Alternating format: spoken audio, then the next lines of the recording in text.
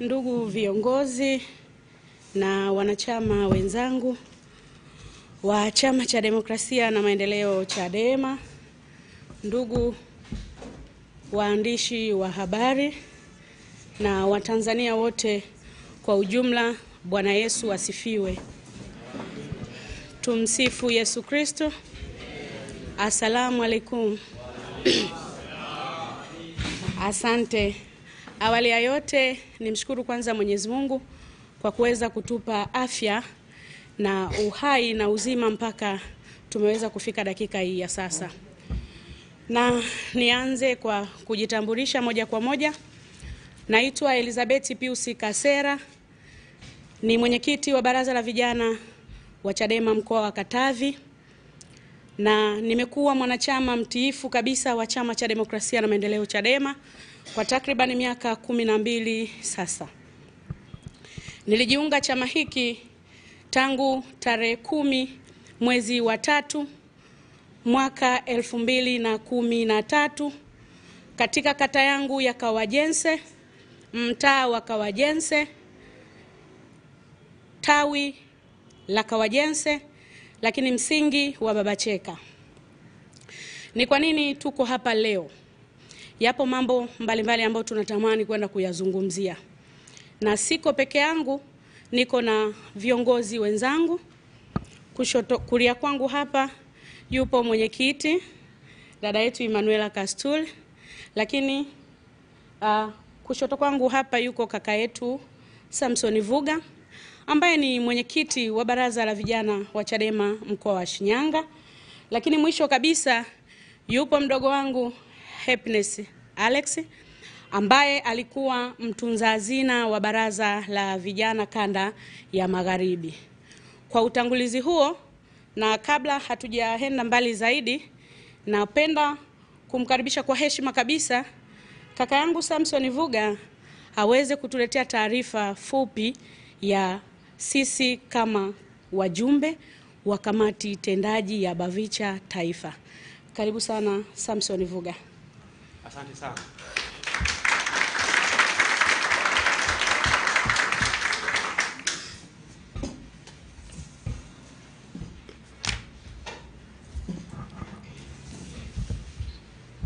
Waheshimiwa viongozi, habari za jioni. Nianze pia kwa kujitambulisha. Naitwa Samson Vuga, kama ambavyo nimetambulishwa na dada yangu Elizabeth Kasera. Nimekuwa mwenyekiti wa BAVICHA mkoa wa Shinyanga kwa awamu hii mpya ya uongozi, lakini pia nimekuwa mwanachama mtiifu wa Chadema kwa takriban miaka 11 sasa. Nakumbuka nimejiunga na chama hiki mwaka 2014 nikiwa bado mwanafunzi. Nimetumikia chama hiki kwa takriban miaka 11 leo, lakini pia nimeshika nyadhifa mbalimbali za uongozi katika maeneo tofauti tofauti ambayo nimeishi, ikiwemo pia kushika nyadhifa mbalimbali ndani ya organization yetu ya wanafunzi, Chadema Student Organization, nafahamika kwa jina la CHASO. Kwa hiyo mbele yenu wanazungumza mwanachama na kiongozi anayekifahamu chama vizuri, anaifahamu Chadema vizuri. Sio kwa kubabaisha. Kuongoza chama kwa muongo mmoja sio jambo dogo, ni jambo kubwa. Kwa hiyo sisi tuliokuwa wajumbe wa kamati ya utendaji ya BAVICHA Taifa, leo tuna jambo letu hapa kwa ajili ya kuzungumza na Watanzania kupitia vyombo vya habari, kuwafahamisha ujumbe mahususi ambao tumechagua tuwasilishe kwenu leo. Hilo ndio lengo kubwa la sisi kukutana hapa. Lakini mbali na tuliokuwa wajumbe wa kamati ya utendaji ya BAVICHA Taifa, hapa tuko na viongozi wa kanda wa BAVICHA wa kanda, watazungumza baadaye walau kwa ufupi. Lakini pia tuko na ninyi viongozi wa wilaya za kichama mkoa wa Dar es Salaam, lakini pia viongozi wa kata na matawi kutoka mkoa huu wa Dar es Salaam. Basi kwa utangulizi wa mfupi niwasilishe taarifa ambayo tumeiandaa sisi wajumbe wa kamati ya utendaji ya BAVICHA Taifa, viongozi wa BAVICHA wa kanda, viongozi wa BAVICHA wa wilaya, kata, matawi kutoka ndani ya mkoa wa Dar es Salaam. Sisi wajumbe wa kamati ya utendaji ya BAVICHA tuliokuwa wajumbe wa kamati ya utendaji ya BAVICHA taifa, viongozi wa kanda, viongozi wa majimbo yanayounda mkoa wa Dar es Salaam, kata, matawi, kwa umoja wetu tumekutana kwa ajili ya kutaarifu umma wa nchi hii kuhusu changamoto mbalimbali ambazo zimekuwa zikitukumba ndani ya Chadema. Sisi viongozi wachache tunawakilisha viongozi wenzetu wengi wa ngazi mbalimbali ndani ya baraza la vijana, lakini pia tunawakilisha wanachama zaidi ya 500 ambao kwa sauti moja wamekubali kutuunga mkono katika jambo hili. Ndugu waandishi wa habari na Watanzania wote, tangu uchaguzi wa chama taifa hadi sasa kumekuwa na mpasuko na mgawanyiko mkubwa ndani ya chama, jambo ambalo kwa kiasi kikubwa limeathiri harakati za vijana. Wote mnafahamu kuwa vijana ndio kundi linaloathirika pakubwa na changamoto za kiuchumi, changamoto za kijamii na changamoto za kisiasa. Kwa tunapozungumza changamoto ambazo mnaziona leo ndani ya chama, hatuwezi kulisahau kundi la vijana. Wote ni mashahidi, mmeona namna ambavyo viongozi wetu wamekuwa wakizungumza changamoto zilizoko ndani ya chama chetu ambazo sio siri, ni mpasuko mkubwa unaoendelea pasua chama chetu, lakini vijana tulikuwa bado hatujazungumza. Kwa leo tumeona iwe siku adhimu ya sisi vijana pia kuzungumza namna ambavyo changamoto hizi zimetuathiri pakubwa sisi vijana. Kwa baada ya kufanya tathmini na uchambuzi wa kina, tumebaini kuwa changamoto hizi zinachangia pakubwa kukatisha tamaa na kuua ndoto za vijana katika taifa hili. Jambo baya zaidi ni kuwa hakuna dalili yoyote ya kuanza kushughulikia changamoto hizi. Hakuna dalili yoyote. Sasa taarifa hii imegawanyika katika maeneo makubwa mawili. Moja ni mambo 5 yanayoua ndoto za vijana, lakini 2 ni maamuzi ya vijana kutokana na changamoto zitakazoainishwa hapa. Kwa hiyo ndugu waandishi wa habari, ni kwamba baada ya kuzungumza mambo 5 yanayochangia kuua ndoto za vijana ndani ya chama hiki, mwisho tutahitimisha kwa kusoma maamuzi ya vijana kutokana na changamoto hizi. Hasa mambo 5 yanayoua ndoto za vijana ndani ya chama yametokana na changamoto tofauti ambazo tumedokeza awali na tutazigusia hapa, ambazo kimsingi kutokana na wingi wetu vijana ndani ya chama, maono tulionayo na nguvu tulionayo, ni dhahiri shahiri kwamba yanaweza yakaua ndoto zetu. Vijana ni kundi linalotakiwa kujengewa uwezo ili kuishi kwenye ndoto zao kwa kujipanga na maisha ya baadaye, kwa sababu ndio kundi lenye nguvu, maono na ushawishi mkubwa katika jamii. Lakini ndani ya chama hali imekuwa tofauti sana, na ufuatao ni uchambuzi kwa ajili ya kushibisha changamoto, ya kushibisha sababu hizi ambazo tunazungumza leo. Moja, kumekuwa na uvunjifu mkubwa wa katiba, kanuni na miongozo ya chama. Kumekuwa na uvunjifu mkubwa wa katiba, kanuni na miongozo ya chama. Kuna matukio kadha wa kadha yamezungumzwa, lakini leo vijana pia hatuna budi tuyazungumze. Tumezungumza kuhusu kusimamishwa na kuvuliwa uongozi wa chama bila kufuata utaratibu wa kikatiba. Sasa wengi watadhani changamoto hii iko kwa viongozi wa chama peke yake, lakini changamoto hii inalitafuna baraza. Kumekuwa na viongozi wenzetu ambao wamevuliwa na kusimamishwa uongozi bila kufuata utaratibu wa kikanuni. Lakini sababu kubwa inayopelekea yote haya tumedokeza awali ni masuala ya kiuchaguzi. Vijana ambao walimuunga Freeman na Ikaeli Mbowe, waliomuunga mkono Freeman na Ikaeli Mbowe kwenye uchaguzi wa chama taifa, wamekuwa wahanga wa jambo hili. Wamekuwa wahanga wa jambo hili. Leo ni kawaida kwa kiongozi wa mkoa au kiongozi wa kanda kuvuliwa uongozi na tawi. Bali hakuna tena namna ambayo tunafanya kufuata utaratibu wa kikatiba. Nafahamu ibara ya 6.36 ya katiba ya chama imeeleza kwa kina kuhusu mamlaka za nidhamu. Kwa hiyo kila kiongozi ana mamlaka yake ya nidhamu ya kumchukulia hatua, lakini utaratibu huwa ufuatwi kwa sababu tu limuunga mkono fulani. Kwa hiyo hii ni changamoto ambayo inatukumba na imetuathiri pakubwa sana vijana, na inachangia pakubwa kuua ndoto zetu. Kuna baadhi ya matukio tumeainisha hapa, mfano mimi mwenyewe Samson Vuga Machi 4 mwaka 2025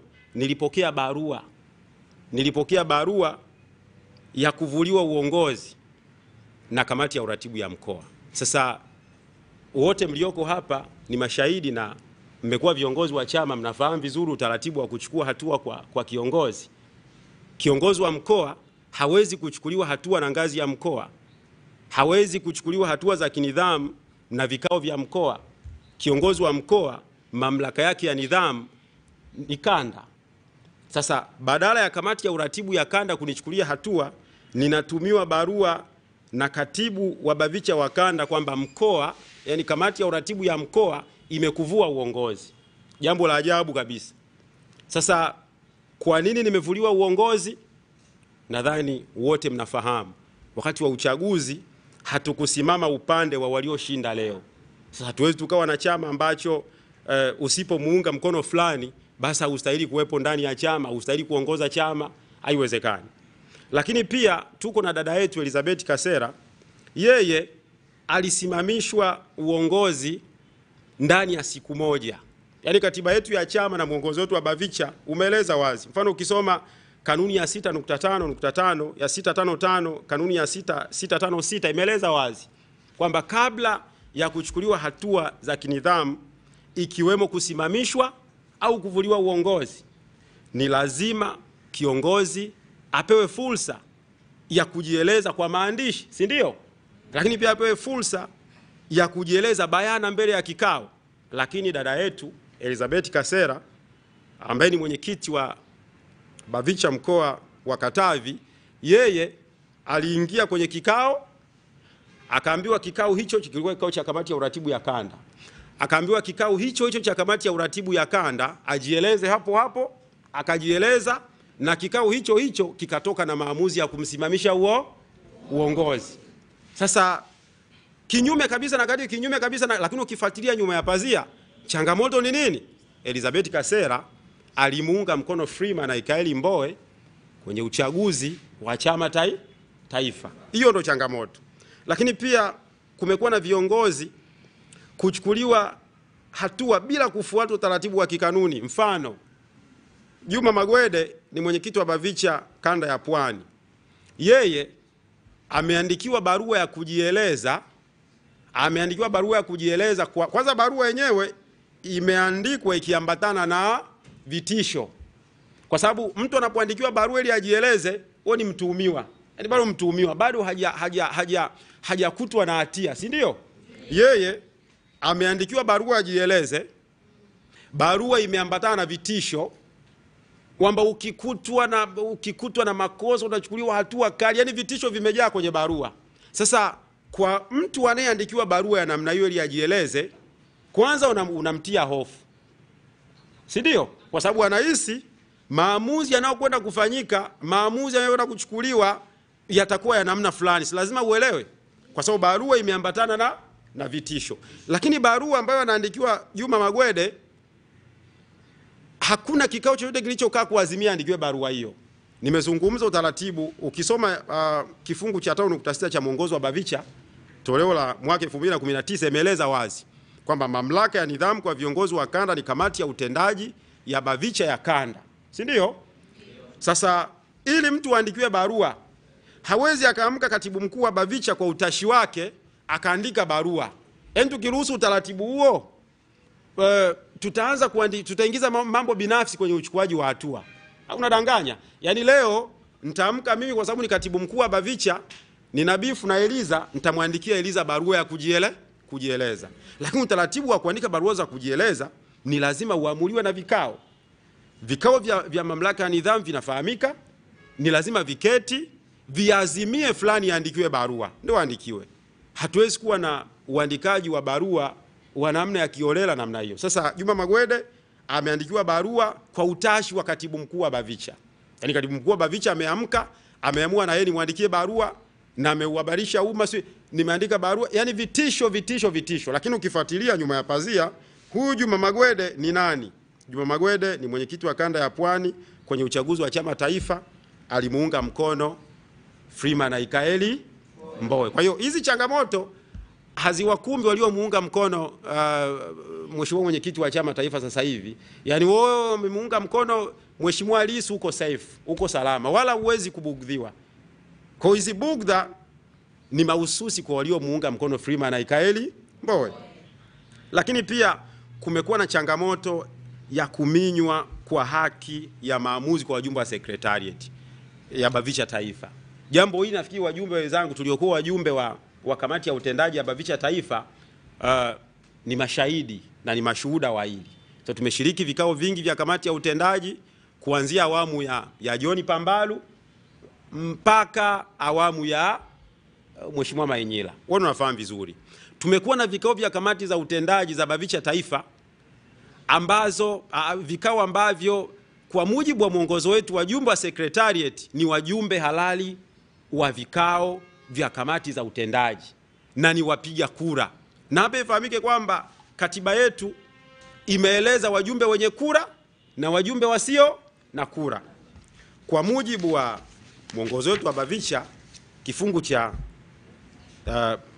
687A, wajumbe wote wa secretariat ni wajumbe wa kamati ya utendaji ya BAVICHA taifa.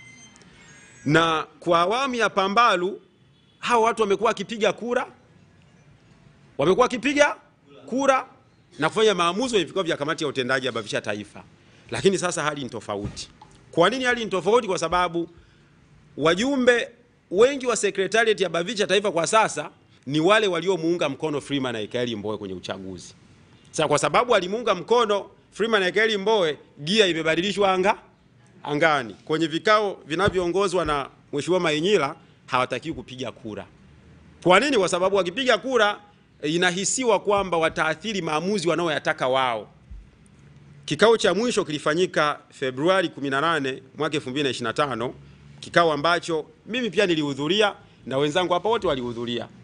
Katika kikao hicho kuna maamuzi tulitakiwa tuyafanye kwa ajili ya kumpata afisa habari wa BAVICHA taifa, ambapo ilidhaniwa afisa habari wa BAVICHA taifa atakayechaguliwa, atakayethibitishwa siku hiyo alimuunga mkono Freeman Mbowe. Sio ilidhaniwa ni hivyo kwamba afisa habari aliyekuwa atakiwa athibitishwe siku hiyo alimuunga mkono Freeman Aikaeli Mbowe. Kwa hiyo kinachotazamwa tu ulimuunga mkono nani, sio uwezo wako. Ulimuunga mkono nani? Sasa kwa sababu huyo afisa habari huyo dada ambaye alitakiwa athibitishwe siku hiyo kuwa afisa habari alimuunga mkono Freeman Aikaeli Mbowe, so ikatengenezwa namna kwamba wajumbe wa secretariat ya BAVICHA taifa wasipige kura. Kwa sababu ikaonekana sasa kama wajumbe wengi wa secretariat ya BAVICHA taifa walimuunga mkono Freeman Aikaeli Mbowe. Anataka kuthibitishwa kuwa afisa habari wa BAVICHA taifa na yeye alimuunga mkono. Kwa hao akipiga kura itakuwa ni rahisi kwake kupenya. Siku hiyo mwenyekiti wa BAVICHA taifa kwa kushirikiana na wajumbe wake walizuia wajumbe wa secretariat wasipige kura. Kwa wajumbe wa secretariat waliomuunga mkono Freeman Aikaeli Mbowe wanapitia wakati mgumu kiutendaji. Ndio maana nimesema leo imebidi tuzungumze kama vijana, tufahamiane. Si ndio hivyo? Wamekuwa kizungumza kaka zetu, dada zetu, mama zetu, viongozi wa chama na kadhalika, baraza tukiwa bado hatujatoka. Leo tumetoka, muelewe. Wajumbe wa secretariat ya BAVICHA taifa wanapitia wakati mgumu. Leo mapema tumemsikia aliyekuwa mweka hazina wa BAVICHA taifa ambaye pia ni alikuwa mjumbe wa secretariat ameamua kujivua wanachama na kujivua nyadhifa zake zote. Moja ya sababu ni hiyo, mazingira magumu anayoyapitia kiutendaji. Lakini namba mbili ni ubaguzi na upendeleo katika fursa mbalimbali ndani ya baraza. Ndani ya baraza tuna fursa mbalimbali sisi vijana, ikiwemo mafunzo na kadhalika. Sasa hizi fursa bwana kwa sasa zinatolewa pia kwa upendeleo. Yaani ni maumivu tulionayo ambayo sio rahisi kuyahisi kama haikukumbi. Juzi tulikuwa na mafunzo ambayo mafunzo ya mabadiliko ya tabia ya nchi, nafikiri atanikumbusha mwenyekiti alifanyika tarehe ngapi, lakini katika mafunzo hayo tulipata fursa kila kanda kwa kanda 8 za bara zipate mwakilishi mmoja. Kila kanda kwa kanda 8 za bara, kila kanda ipate mwakilishi mmoja, na kila kanda kateua mwakilishi mmoja. Na nakumbuka barua iliandikwa na yeye mwenyewe katibu mkuu wa BAVICHA akiomba kila kanda iketi iteue mjumbe mmoja kwa ajili ya kuhudhuria mafunzo hayo. Lakini cha kushangaza ni wajumbe wa kanda mbili tu, wajumbe wa wakilishi kutoka kanda mbili tu, kanda ya kaskazini na kanda ya pwani, ndio waliotumiwa barua za mialiko kushiriki mafunzo hayo. Wengine wote hawakualikwa, sababu walimuunga mkono Freeman Aikaeli Mbowe. Kwa hiyo nafasi zao zikachukuliwa na vijana watiifu waliokuwa kwenye timu iliyomuunga mkono mwenyekiti wa chama taifa wa sasa Mheshimiwa Tundu Antipas Lissu. Ndio kilichofanyika. Kuna baadhi ya kanda waliandika malalamiko kwenda kwa katibu mkuu wa Bavicha kuhusiana na changamoto hiyo, lakini hakuna lolote lilofanywa kazi, hakuna malalamiko ya aina yote yaliyofanywa kazi. Kwa hiyo tunafanya kazi katika maumivu makubwa, kwa jasho na damu, lakini fursa zikipatikana tunatazama ni vijana gani walimuunga mkono fulani, hao ndio wanapata hizo fursa, si ndio?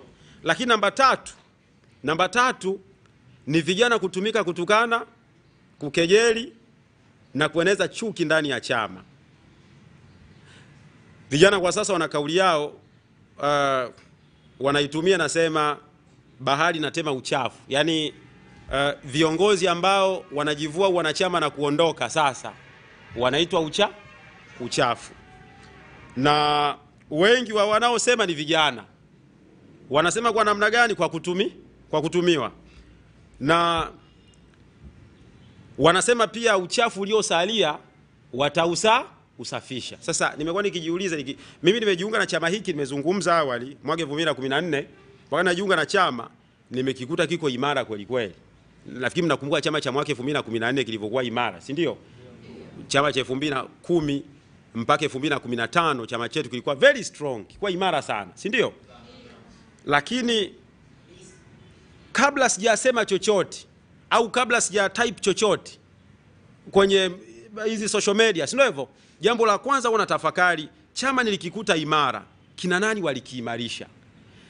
Kama watangulizi wetu wangekuwa na nia mbaya na chama hiki, tungekikuta dhaifu, si ndio?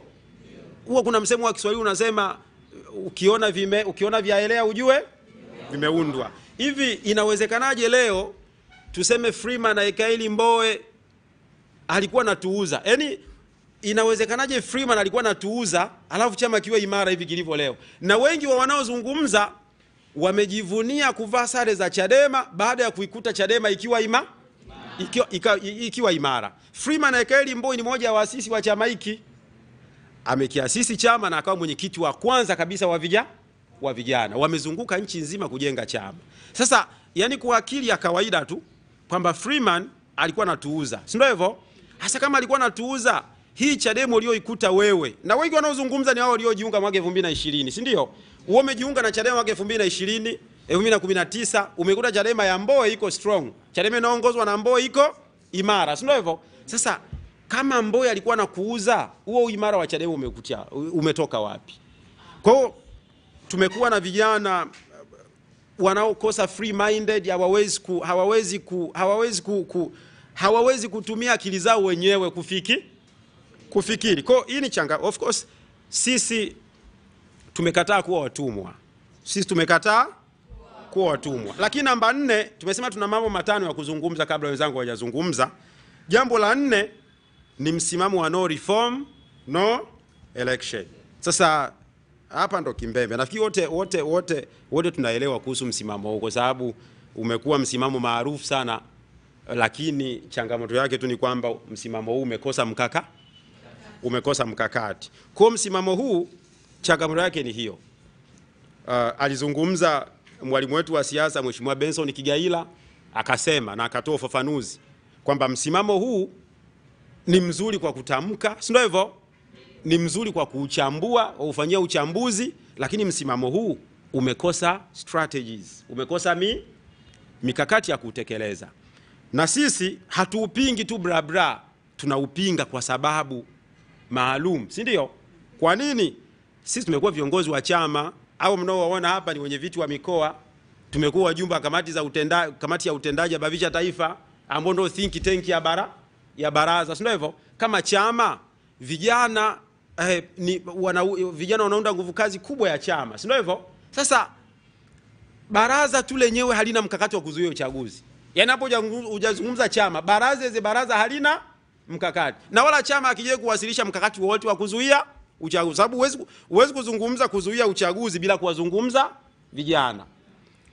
Hakuna mkakati wa aina yote wa kuzuia uchaguzi huo. Tukasema kwa sababu hatuna mkakati, maana yake kuzuia uchaguzi hatuwezi. Tukashauri chama tupite njia hii, na sisi tunaotuona hapa tulikuwa tunaunga mkono ushauri ule, si ndio? Lakini badala yake washauri wanaitwa wasaliti. Wote ni mashahidi. Kipindi cha uongozi wa Freeman Aikaeli Mbowe, kuna watu walikuwa napingana na misimamo ya chama hadharani. Tunakumbuka vizuri. Ilikuwa mara ya kwanza. Hii ni mara ya kwanza watu kupingana misimamo ya chama na huku kwanza hakukuwa kupingana. Lakini awamu ya Freeman Aikaeli Mbowe kuna watu wengi tu wametoka wamepinga misimamo ya chama hadharani. Wengine hatuwezi kuwataja hapa kwa sababu ni viongozi wakubwa wa chama leo, si ndio? Lakini wamekuwa kipinga misimamo ya chama hadharani. Lakini kwa busara za aliyekuwa mwenyekiti wa chama taifa, mpasuko tunaouona leo haukuwahi kujitokeza. Kwa busara alizokuwa nazo Mheshimiwa Freeman Aikaeli Mbowe. Lakini leo kwa sababu tumepata viongozi wa ajabu, viongozi ambao wanakosa busara. Sababu tumezungumza leo, nakumbuka hotuba ya kwanza ya mwenyekiti wa chama taifa alisema awamu hii chama kitasimama kwenye misingi ya katiba, kanuni na miongozo ya chama. Labda kwa sababu yeye ni mwanasheria, labda kwa sababu naibu katibu mkuu Zanzibar ni mwanasheria, si ndio? Labda kwa sababu viongozi waliopatikana wengi ni wanasheria. Tulitegemea hivyo, lakini hali imekuwa tofauti. Lakini jambo la tano na la mwisho ni utoaji wa haki wenye ubaguzi na upendeleo. Sasa hili nao ni jambo mtambuka kweli kweli la kuzungumza. Nafikiri kabla viongozi wenzangu hawajazungumza ni vyema nitoe hints kwa baadhi ya maeneo. Mfano, kumekuwa na rufaa, kumekuwa na baadhi ya viongozi wamechukuliwa hatua, wamekata rufaa, si ndio? Mimi natoka Shinyanga, mwenyekiti wangu wa chama mkoa wa Shinyanga, Mheshimiwa Ntobi, alivuliwa uongozi.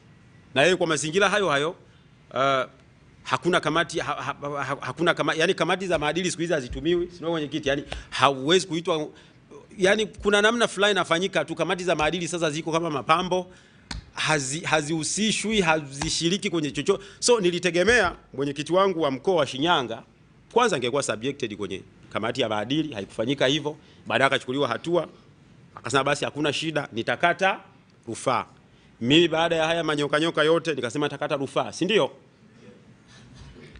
Lakini ukikata rufaa na ikagundulika mkata rufaa hukumuunga mkono mwenyekiti wa sasa wa chama na timu yake, rufaa yako itakaa kapuni milele.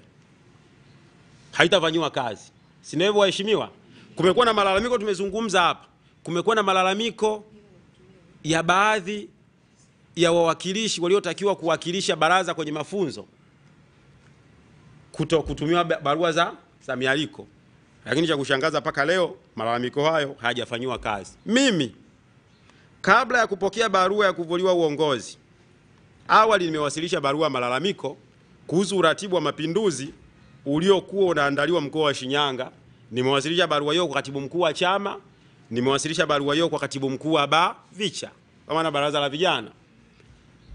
Lakini kwa sababu inahisiwa nilikuwa upande wa mwenyekiti, aliyekuwa mwenyekiti Mheshimiwa Freeman Aikaeli Mbowe, malalamiko yangu hayakuweza kufanyiwa kazi. Kwa hiyo kabla ya kushughulikiwa huko wanakoenda kushughulikiwa, nimewasilisha malalamiko yangu mapema sana kwa viongozi wa chama, lakini haikushughulikiwa kwa sababu ya hisia hizo za kimakundi na hisia za kiuchaguzi.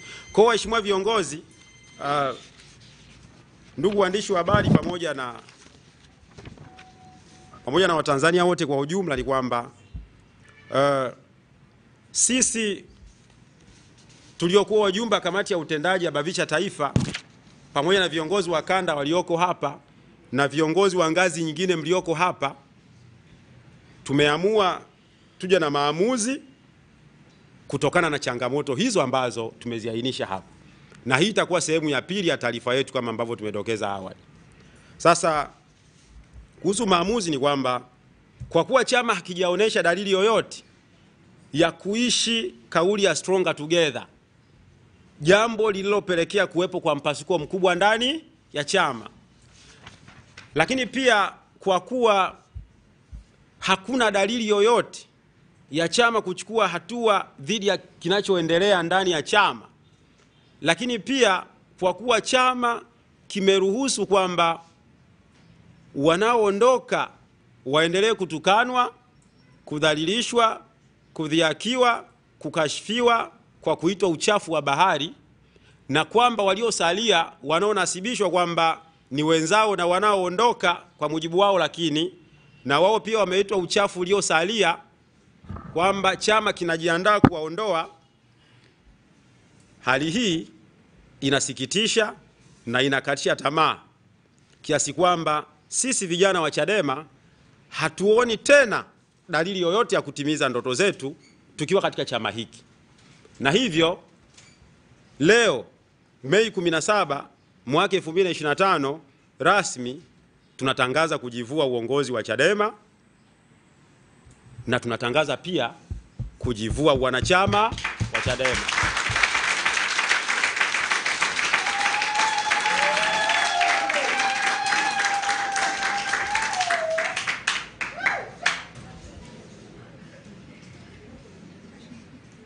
Nafikiri huo ni mwisho wa tamko letu, kama ambavyo tulidokeza awali kwamba tamko letu litakuwa na maeneo mawili ambayo yote tumeyasoma na yameeleweka kwa Watanzania wenzetu vizuri. So baada ya hapo pili mkaribishe mwenyekiti wa aliyekuwa mwenyekiti wa BAVICHA mkoa wa Katavi, Mheshimiwa Elizabeth Kasera, ili aendelee na utaratibu mwingine.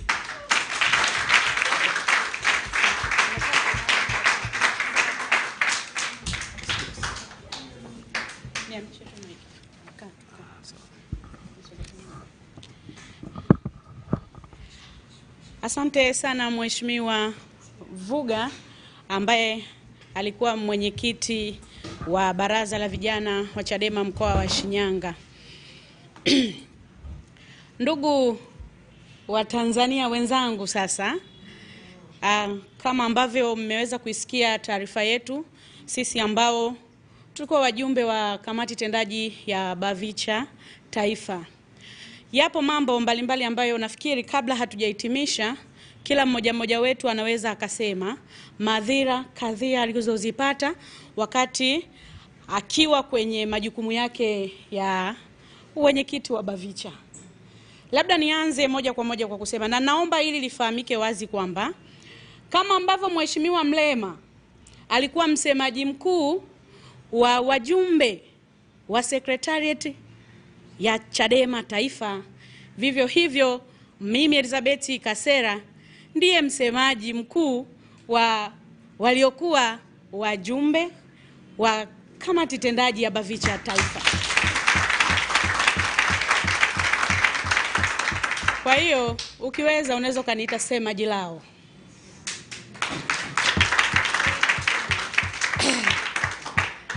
Asante sana kwa utangulizi huo. Basi niende moja kwa moja kwamba ni kwa nini mimi mwenyewe nimeamua leo kuchukua maamuzi haya ambayo ni magumu, lakini ninahitaji kuyafanya na nahitaji kuyaishi. Nilipoanza kujitambulisha nilisema nilijiunga chama hiki tangu mwaka 2013 katika mkoa wangu wa Katavi, wilaya yangu ya Mpanda, kata yangu ya Kawajense, mtaa wangu wa Kawajense, lakini tawi langu la Kawajense na msingi wangu wa Babacheka. Baada ya kujiunga na chama hiki nilipendezwa nacho sana chama hiki na nimewahi kushika nyadhifa mbalimbali za kiuongozi. Kwanza kabisa nilianza na kukaimu ukatibu wa kata yangu ya Kawajense. Sambamba na hapo baadaye nilikuja nikagombea uwenyekiti wa kata wa chama. Nimekuwa mwenyekiti wa kata ya Kawajense kupitia chama hiki cha Chadema kwa muda wa miaka 5. Sambamba na hapo nimegombea uwenyekiti wa BAVICHA wilaya mwaka 2019 nikashinda. Nimekuwa mwenyekiti wa BAVICHA wilaya kwa muda wa miaka 4. Sambamba na hapo nimekuja kugombea uwenyekiti wa BAVICHA mkoa wa Katavi tarehe 18 mwezi wa 11 mwaka 2024. Nilichaguliwa rasmi kwa kura nyingi za kishindo na za kutosha katika ukumbi wetu tuliokuwa tunautumia, ukumbi wa Kichangani Lodge, na nikashinda na nikatangazwa kuwa mwenyekiti wa baraza la vijana wa Chadema mkoa wa Katavi. Nimekuwa nikitimiza majukumu yangu pasi na shaka yoyote, na nimekuwa nikitekeleza kila kile ambacho kilikuwa kinanilazimu kutekeleza. Lakini ghafla safari yangu hii ya uongozi na matumaini yangu ndani ya Chadema yalianza kufifishwa pale tu nilipojipambanua kuwa mimi ni mmojawapo wa wale ambao ninamuunga mkono Mheshimiwa Freeman Aikaeli Mbowe. Na baada sasa ya kujipambanua rasmi, nilitengeneza chuki na uadui baina ya viongozi wenzangu ambao wao waliamini katika kumuunga mkono Mheshimiwa Tundu Lissu. Na katika hayo nimetengenezewa mapinduzi ya kunipindua kwenye nafasi yangu ya uwenyekiti wa baraza la vijana. Lakini kwa sababu nilikuwa ninajiamini, lakini ni kwa sababu niliamini na nilikipenda chama changu, nilipambana kadri ya uwezo wangu kutetea nafasi yangu. Nilifikisha taarifa hizo eneo husika. Nilianza ngazi ya mkoa, nikafata ngazi ya kanda, nikafata ngazi ya taifa, kwamba kuna ABC inaendelea juu yangu, na hii ni kwa sababu tu ninamuunga mkono Mheshimiwa Mbowe. Na hata haya ninayoyasema ni dhahiri kabisa yako mezani kwa katibu mkuu wa chama taifa, kwamba nimefanyiwa zengwe za aina hii 1, 2, 3, lakini bado haikutosha. Nikatengenezewa mkakati na muktasari wa uongo kabisa, ili wajumbe mwisho wa siku waje wapige kura kwamba hawana imani na mwenyekiti. Basi katika yote hayo nilivumilia, nikapambana kwa sababu nilikipenda chama changu. Haikunikatisha tamaa. Lakini bado nimefanya kazi katika mazingira magumu sana katika mkoa wangu wa Katavi. Magumu sana. Na pia niwaambie Watanzania wote wanaonisikia na wanaonifuatilia sasa. Unaweza ukashangaa mtu anazungumza na vyombo vya habari kama hivi, ukaanza kuhoji na ukaanza kumdharau na ukaanza kumtukana au kusema chochote unachojisikia, ni kwa sababu hujayaishi yale aliyoyaishi. Na pia kuna mwingine anaweza kuwa ananiona hapa akasema huyu ni nani? Mbona hatumfahamu? Kuna wengine wameshazoea kuona watu wa Chadema, wa viongozi wakuu wa kitaifa wanaofahamika. Lakini niwaambie ukweli, watu tunafahamika kwenye maeneo yetu tunayotoka. Watu tunajulikana nguvu zetu maeneo yetu tunayotoka. Kuna watu leo mnaweza mkaniona hapa nikawa kama mgeni kwenye macho yenu, kwenye nyuso zenu, lakini watu wa mkoa wangu wa Katavi wanajua nguvu yangu katika mkoa ule. Watu wa mkoa wangu wa Katavi wanajua uchapakazi wangu katika mkoa ule wa Katavi. Kwa hiyo tusimbeze mtu yeyote. Kila mtu anaheshimika kwenye eneo lake. Na ibada njema inaanzia nyumbani. Kwa hiyo mimi ninaamini watu wangu wa Katavi wanaofuatilia wanajua sana, na wengi wanaumia na wataumia sana baada ya mimi kuchukua maamuzi hayo, na hawakutegemea kabisa kama kuna siku Eliza anaweza akaondoka Chadema. Imefikia hatua mimi nimebadilishwa mpaka ubini wa baba yangu. Sio Elizabeth Kasera tena, ninaitwa Eliza Chadema. Leo hii ukifika Katavi, hata iwe usiku wa manane mvua inapiga, ukisema ninamuuliza Eliza Chadema, hakuna atakayeshindwa kukuleta nyumbani. Tulikipenda Chadema, tuliishi Chadema, tulijipambanua pasi na shaka. Labda pia niwapitishe kidogo. Chadema hii mimi ni muimbaji kanisani kwetu. Mtoto wa askofu, na babangu ameshatangulia mbele zake, Askofu Rabani, naomba Mungu aendelee kumpumzisha kwa amani. Nimewahi kusimamishwa kwaya kwa sababu ya chama hiki. Nimewahi kusimamishwa kwaya kwa sababu ya chama hiki. Kwa nini? Nilikataa. Wakati huo nakumbuka Mheshimiwa John Pombe Joseph Magufuli, rais wa Tanzania wa awamu ile, anakuja katika mkoa wa Katavi. Tunatakiwa sisi kama kwaya kwenda kuhudumu pale, lakini nyimbo inayotakiwa kwenda kuimbwa, mimi ndio soloisti. Alafu ile nyimbo imebadilishwa baadhi ya vipengele, wanataka tuweke vipengele vingine ambavyo tunataka tumsifie nani? John Pombe Magufuli. Nikasema mimi siwezi fanya hivyo. Kwenye kwaya nikaonyesha kwamba ni utovu wa nidhamu, natakiwa nisimame kwaya. Nikamwambia fine, kwa sababu ya chama, ninakipenda chama, niko tayari kuacha kila kitu kinachohusu kwaya kwa sababu ya chama, niko tayari. Na kweli nilisimama takriban mwaka mzima kwa sababu nakipenda chama na nilitetea chama. Nilikuwa sioni aibu kukisema chama changu na kukitangaza chama changu, iwe mvua, iwe jua, kuwe baridi, kuwe joto, nilikuwa ninakisema chama changu. Na nilikuwa ninavaa nguo za chama, mpaka zingine nimegeuza kuwa night dress, ili tu kutimiza mapenzi ya chama changu. Nilikipenda sana chama changu. Lakini kwa haya yanayoendelea ni wazi kabisa yanaumiza na yanakera. Kuna sababu zingine za kipuuzi kabisa, na mimi napenda niziseme ni za kipuuzi kabisa, kwa sababu ukifuatilia makosa yaliyonifanya mimi nistopishwe uongozi ni makosa ya ajabu sana. Kwenye Biblia kuna mstari unasema, enyi Wagalatia msiokuwa na akili, ni nani aliyewaloga? Na mimi niwaulize baraza la vijana kanda ya Magharibi, enyi wanachadema kanda ya Magharibi, baraza la vijana msiokuwa na akili, ni nani aliyewaloga? Kwa sababu ninashtakiwa kwamba ninashawishi watu wahame Chadema wajiunge na chama kingine. Ninauliza, ushahidi uko wapi wa mimi kushawishi watu hawa kuhama chama? Ninaambiwa ni status ninazoziweka WhatsApp. Jaribu ni kutumia akili. Yaani leo hii chama chetu kimefikia hatua ya kushughulikiana kwa sababu ya status. Yaani simu yangu, bando langu nimenunua mwenyewe, ninaweka status kwa raha zangu, lakini ninaambiwa ndio nimevunja utaratibu na sistahili kuwa kiongozi kwa sababu ninafanya usaliti kupitia status. Ni jambo la ajabu sana. Bado haitoshi hapo, mtu anakuambia kwa nini umeweka profile Mheshimiwa Mbowe? Yaani simu yangu ninapangiwa mpaka profile nimweke nani? Mwisho wa siku tunakaa kwenye kikao, mtu ananiambia simu yangu inaita tuvushe mwamba, anasema msaliti huyo. Yaani hata simu yangu nisiweke mlio brother. Yaani mimi kuweka tu mlio tuvushe mwamba ni msaliti. Mimi kumweka profile mwamba ni msaliti. Mimi kumweka status Mbowe naitwa msaliti. Mimi kuweka status baadhi ya ndugu zangu naitwa msaliti. Siku moja nimemchekesha mheshimiwa mwenyekiti, nikamwambia siku moja nimemweka Mwita. Mimi Mwita yule ni ndugu kwa sababu wote tunapanda basi moja kuelekea mkoa wa Mara. Mimi ni Mjaluo kwa kabila langu, Mwita ni Mkuria. Wote sisi ni njia moja. Kwa hiyo yule ni ndugu yangu, ni kaka yangu.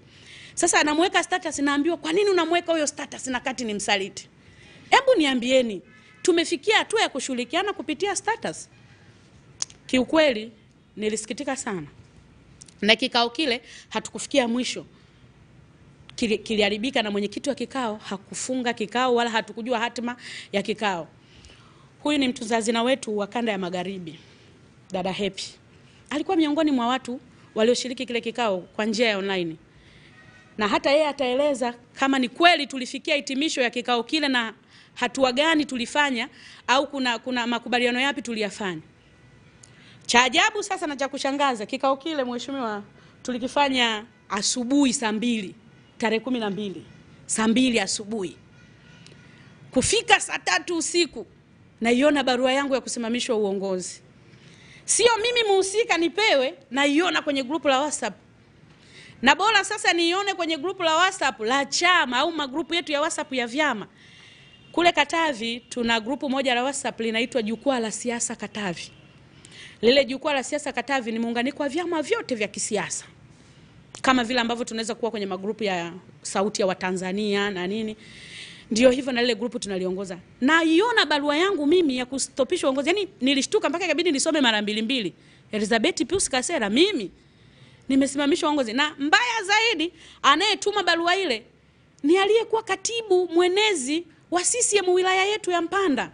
Sasa unajaribu kujiuliza, katibu mwenezi wa CCM anapata wapi barua yangu mimi ya kunisimamisha uongozi? Tumefanya kikao saa 2 asubuhi, hatujafikia hitimisho, sijapokea barua yangu kama nimesimamishwa uongozi, na ikuta kwenye group WhatsApp katibu mwenezi mstaafu wa CCM wilaya anaposti barua yangu mimi saa 3. Inafika saa 5 za usiku ndio napokea barua yangu. Saa 5 na dakika 49 mheshimiwa. Saa 5 na dakika 49 tangu saa 3. Alafu mimi sijui ile wala lini nakuja kupokea simu na mwenyekiti mwenzangu wa mkoa wa Morogoro. Na naomba tu nimtaje kwa sababu nimekuwa namshirikisha vitu vingi. Mheshimiwa Mgendi ananiambia, sister, mbona umetolewa kwenye grupu la kamati tendaji ya Bavicha Taifa? Nikabaki na shangaa. Kwanza nikamuuliza nimetolewa grupu gani? Anambia nafuatilia nakuta kweli nimeshatolewa, mimi si mjumbe. Mbona hii haingia akilini? Nakuta barua WhatsApp. Baada ya hapo nakuja kujulishwa kwamba sipo tena kwenye grupu la kamati tendaji. Kaniondoa nani? Naibu katibu mkuu. Kwa matakwa yepi? Hatua zipi? Utaratibu upi umefuatwa? Kwa sababu mimi ni kiongozi, nina ngazi zangu kweli za kunishughulikia kama nimepotoka na kama nimekengeuka. Wajumbe wenzake wa secretariat wanashangaa kwamba inakueje? Yaani siku nilipokea simu nyingi paka nikaogopa, yani itafika kuna tukio la ajabu limetokea. Inakuaje? Basi mimi nikawaelezea scenario nzima ilivyokuwa. Ni kwa nini? Kwa hiyo tumekuwa ni watu wa kushughulikiana kwa chuki. Watu wamekuwa wanafanya kazi kwa miemko, ni kwamba tu hukumuunga mkono Freeman Aikaeli Mbowe. Mimi nilikuwa siamini kabisa katika haya yaliokuwa yanaendelea. Na ndio maana hata mamangu mzazi alipochukua jukumu la kuondoka, mimi niliendelea kubaki, nikasema siamini. Lakini aliponikuta wazee, nilisema kumbe ni kweli haya mambo yanafanyika. Ni kwa sababu tu sikusimama upande waliotaka nisimame wao. Na ni kweli mimi sikuweza kujificha. Nilijipambanua wazi kabisa. Nilimuunga mkono Mheshimiwa Mbowe hadharani. Nilimuunga mkono Mheshimiwa Mbowe hata kwa maombi sirini. Nilisimama na yeye. Kwa nini? Niliamini katika yeye. Nikaona ni mtu ambaye anafaa kuendeleza mapambano haya. Lakini kumuunga kwangu Mheshimiwa Mbowe mkono ndio ilikuwa mwiba kwangu. Kwa najaribu kuyasema haya ili muone ni maumivu gani ambao tunayapitia sisi ambao tumemuunga Mheshimiwa Mbowe mkono. Tunapitia maswaibu makubwa sana.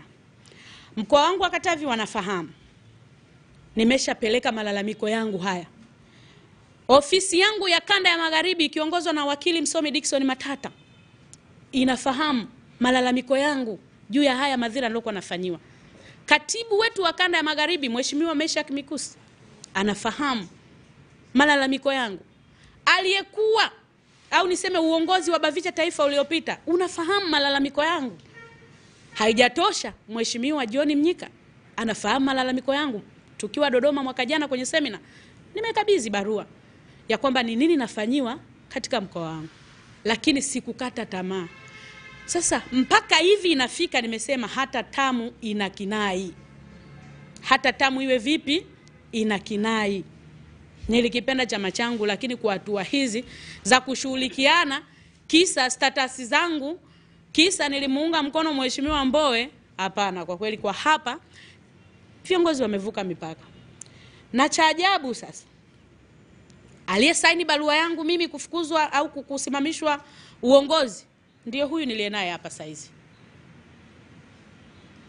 Alisema tena, kanipigia simu, dada naomba unisamee. Nilichokifanya na mimi ninaona kabisa sistahili kuendelea kuwepo katika baraza hili. Dada, nimefanya dhambi na uonevu wa kufa mtu, na uonevu sio stahili kabisa.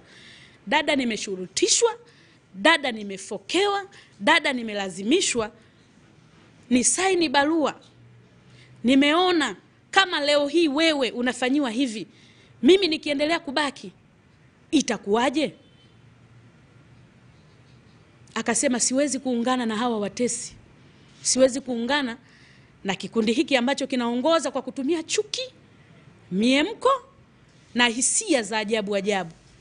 Kwa hiyo dada, mimi naomba unisamee na niko tayari kuungana na wewe kuja kusema hiki ambacho umefanyiwa hakikustahili kabisa. Na mimi nilikaa kimya tu, nikasema nashukuru. Na hata wakati nimeiona ile barua, kuna message nilijibu tu nikasema sisi askofu tunasema Mwanakondoo ameshinda, tumfuate. Kwa sababu nilikuwa ninajua hakuna kosa lolote nimefanya. Sikuvunja katiba yote ya chama changu, wala sikuvunja utaratibu na kanuni yoyote ya chama changu. Nilifanya kazi usiku na mchana. Pale panaponibidi nilifanya. Nimepoteza muda wangu mwingi, nimepoteza nguvu zangu nyingi, nimepoteza mpaka rasilimali fedha kwa ajili ya chama hiki. Mkoa wangu wa Katavi wanajua, na hata sasa wanavyonifuatilia wanajua. Na kuna watu wa kuweza kuamini kabisa kama kuna siku naweza nikafikia kuondoka kwenye chama changu. Nilichokipenda sana na nilichokitumikia sana. Mimi nilikuwa ni radhi niache chakula hapa, lakini niinuke kwenda kufanya kazi za chama. Ubaguzi huu ndugu zangu umeendelea sana kututesa sisi wote ambao tunamuunga mkono Mheshimiwa Mbowe.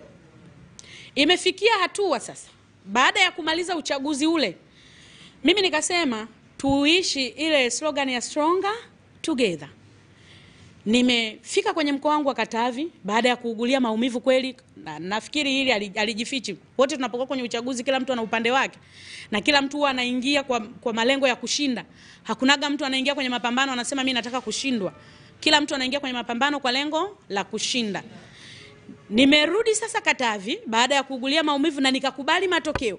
Kwa sababu Mheshimiwa Mbowe alikubali matokeo siku ile. Kwa hiyo na mimi nilikuwa namuunga mkono, sikuwa na budi yote ya kushindwa kuyakubali nini yale matokeo. Nilikubali matokeo. Nimerudi sasa nikasema ni lazima kazi za baraza ziendelee. Niliwaita wale wote ambao nilikuwa kinyume nao, nilikaa nao meza moja. Nikatumia fedha zangu mimi kununua mpaka na chakula na vinywaji ili kuonyesha ile stronger together. Nikamwambia ninafahamu ulikuwa unamuunga mkono Mheshimiwa Lissu, mimi nilikuwa namuunga mkono Mheshimiwa Mbowe, lakini sasa Biblia inatuambia tazama ya kale yamepita, sasa yamekuwa mapya. Nikawaweka pamoja, tukazungumza, tukamaliza. Nikajua haya mambo yamekwisha na nikaendelea kufanya kazi. Lakini kumbe wenzangu walikuwa wananipaka mafuta kwa mgongo wa chupa. Tunatoka pale, ngoma inaendelea vile vile. Ukitoa hoja yoyote kwenye grupu wanasema tayari ametumwa huyu, ametumwa. Ukiongea jamani wamekuja wanaitana, bado wana maumivu. Timu kushindwa. Sasa wewe tunaitwa timu kushindwa mpaka lini? Tumefanya uchaguzi mwezi wa kwanza, mwezi wa pili, mwezi wa tatu, mwezi wa 4, mpaka sasa tunaingia mwezi wa 5. Sisi tutakuwa na chuki ya kiasi gani? Sisi tuna maumivu makubwa kiasi gani kumshinda Mheshimiwa Mbowe ambaye alisimama kugombea na ameshindwa, na wote tunajua maumivu ya kushindwa huwa ni makubwa sana. Kwa hiyo tumekuwa tunafanya kazi hivyo hivyo kwa kujisukuma. Bado sasa hii no reforms no election inakuja kwenye kanda yetu ya Magharibi. Mimi niko kanda ya Magharibi, kanda inaunganisha mikoa mitatu, Tabora, Kigoma na Katavi. Wanasema Mheshimiwa mwenyekiti wa Bavicha mkoa wa Katavi tunampanga kwenye advance team ambayo itatusaidia kufanya maandalizi ya hii operation ya no reforms no election. Cha ajabu, taarifa hii inafika mkoani, kiongozi wangu anasema Eliza si sehemu ya timu yangu, mimi sio mtu wangu, simtaki mtu huyo. So najaribu kujiuliza, mimi nimeamua kupona majeraha na kufanya kazi, lakini leo hii unaambiwa simtaki mtu huyo, sio timu yangu. Na kweli niliondolewa mimi kwenye mkakati ule, akapelekwa mtu ambaye ni timu yake na ni mtu aliyemuunga nani? Mheshimiwa Lissu mkono. Kwa mimi nikakaa pembeni. Haikutosha hapo, shughuli za chama zinafika, mimi huwa nafanya mpaka PA matangazo. Watu wa Katavi wanafahamu ndani ya chama. Unaambiwa shuka kwenye gari, hutakiwi kwenda kufanya matangazo kwa sababu wewe si sehemu yetu. Sasa ukatafute gari la Mheshimiwa Mbowe lilipo ukafanya matangazo. Ndio tafsiri yake. Nimevumilia hayo yote, mazingira yote magumu nimevumilia kwa sababu nakipenda chama. Tukikaa hivi, mtu anao kabisa, mbona wanachama wanaongea vizuri, wako vizuri, lakini kiuhalisia tulikuwa tuna shida. Nilichokuwa nakifanya ni kama baba na mama wanavyoweza kufanya nyumbani, kwamba wakigombana watoto hawezi kujua nini kinaendelea. Ndicho nilikuwa nakifanya kwa kukinusuru chama changu. Lakini mwisho wa siku hayo yote kwangu yamekuwa ni ubatili. Lilokuja kunitibua zaidi ni hili la kuniondoa kwenye uongozi pasipo kufata sheria, taratibu, miongozo. Hata miongozo tu ya baraza letu imeeleza namna ya kumshughulikia kiongozi. Sasa hilo tu lilinikwaza na nikaona nina sababu kabisa ya kuachana na hawa watu. Kwa sababu ukipenda usipopendwa ni matumizi mabaya ya upendo. Nimeona kabisa mimi Elizabeth Kasera ambaye nilimuunga mkono Mheshimiwa Mbowe, ninang'ang'ania na ninajaribu kupenda pale nisipopendwa. Sasa ni bora nitoke, niwaache wao waendelee na majukumu yao, na mimi sasa nikatafute sehemu nyingine yenye nitakayo pendwa.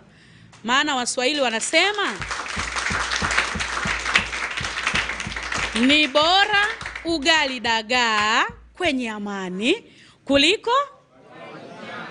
Naomba turudie tena, ni bora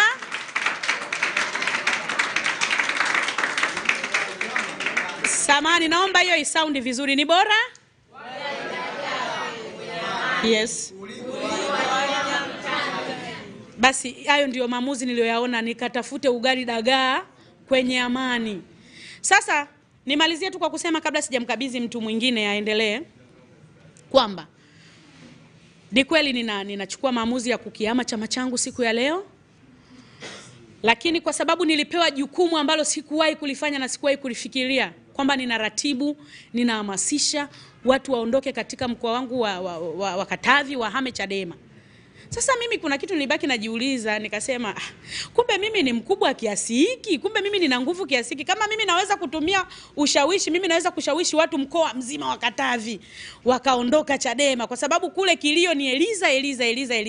Yaani sasa kumbe mimi ninastahili pongezi.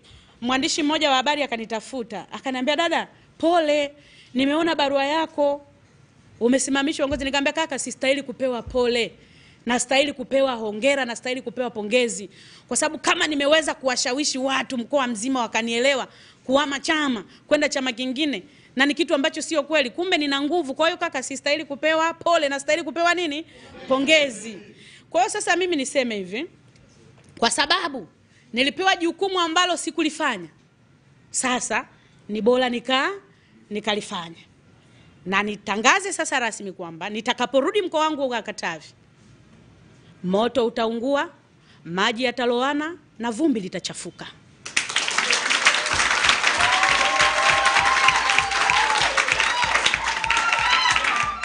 Nitakaporudi katika mkoa wangu wa Katavi, kata yangu ya Kawajense, moto utaungua, maji yataloana na vumbi litachafuka.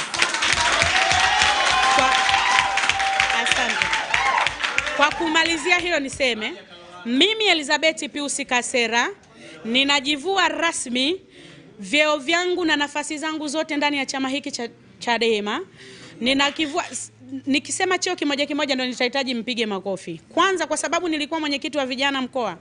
Kwa hiyo moja kwa moja nilikuwa mjumbe wa baraza la uongozi mkoa wa Katavi. Kwa hiyo ninajivua ujumbe wa baraza la uongozi mkoa wa Katavi. Wakati huo ninajivua, kwa sababu nilipokuwa mwenyekiti nilikuwa nikiwa mjumbe ninapata moja kwa moja sifa ya kuwa mjumbe wa kamati tendaji ya Bavicha Taifa. Ninajivua ujumbe wa kamati tendaji ya Bavicha Taifa. Leo hii ninajivua wanachama wangu wa Chama cha Demokrasia na Maendeleo Chadema.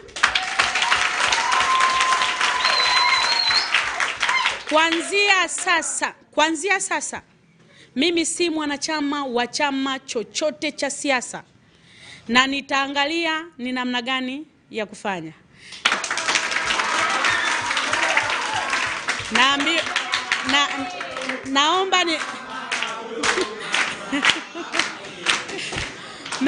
Naomba nirudie. Mimi Elizabeth Pius Kasera niliyekuwa mwenyekiti wa baraza la vijana wa Chadema mkoa wa Katavi, ni rasmi leo, ngoja niwatajie na muda kabisa. Ni rasmi leo tarehe 17 mwezi wa 5 mwaka 2025. Sasa ni saa 11 na dakika 51. Ninasema nimejivua rasmi wanachama wangu wa Chama cha Demokrasia na Maendeleo Chadema. Mimi kwa sasa ni mchezaji huru, niko ridhaa na niko tayari kusajiliwa kwenye timu yoyote nikacheza.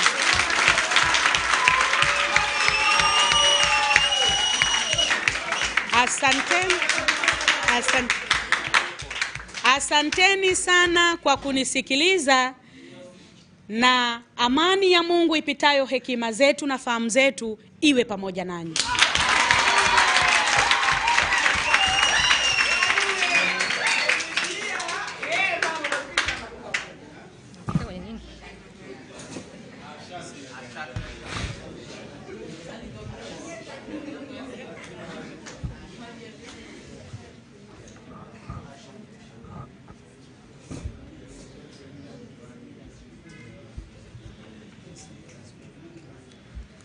Ndugu wanachama, waandishi wa habari na Watanzania wote, na wasalimu kwa salamu zote.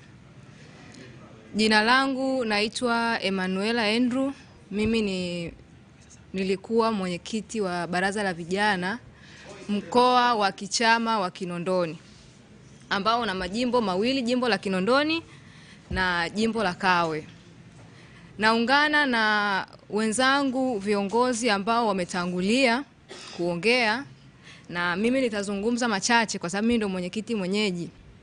Na hawa wote mnaowaona ni vijana ambao wametoka kwenye mkoa wangu wa Kinondoni, kwenye majimbo yetu hayo. Mimi sitozungumza mengi kwa sababu mimi huwa ni mtendaji zaidi, sio mzungumzaji sana. Mimi nilikuwa mwanachama mtiifu wa Chama cha Demokrasia na Maendeleo Chadema, na sikuwahi kuwa na chama chochote cha siasa kabla ya hapo. Nilianza siasa zangu nikiwa Chuo Kikuu cha Dar es Salaam. Nilianza kama mweka hazina, niko mwaka wa kwanza. Kipindi hicho tulifanya siasa katika mazingira magumu ya John Joseph Pombe Magufuli. Tulikuwa tunasoma kama wafungwa, lakini tulikuwa tunakipenda hiki chama na tulikitumikia kwa muda wetu, mali zetu na hata nguvu zetu. Nilikuwa mweka hazina wa chuo kikuu pale, nikawa na mweka hazina wa mkoa wa Dar es Salaam, nikaja kuwa katibu wa Chaso University of Dar es Salaam. Baada ya hapo nikaja kuwa mratibu wa Chaso mkoa wa Dar es Salaam, kwa maana ya vyuo vyote ambavyo viko ndani ya mkoa wa Dar es Salaam.